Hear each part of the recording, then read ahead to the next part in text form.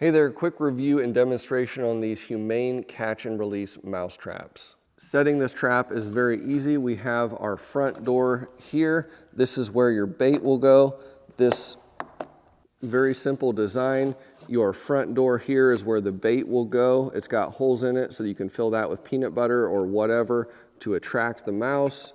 Slide that back down into place. And then setting the trap is a piece of cake. This is the rear trap door. Simply press it down. It will click into place.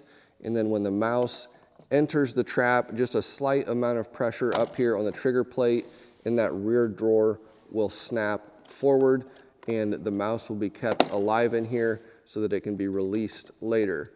So again, setting the trap, the mouse enters, hits that trigger plate, the rear lid pops up. Everything works really well. You can also use this rear door to release the mouse. Simply pull that off and drop it out after you're all done. It is recommended when using this trap that you place it in an area where you create a funnel so that the mouse has to kind of go into the trap. So adding some objects or putting this along a wall where the mouse is likely to travel will better use the trap. Overall, nice quality product. It works really well.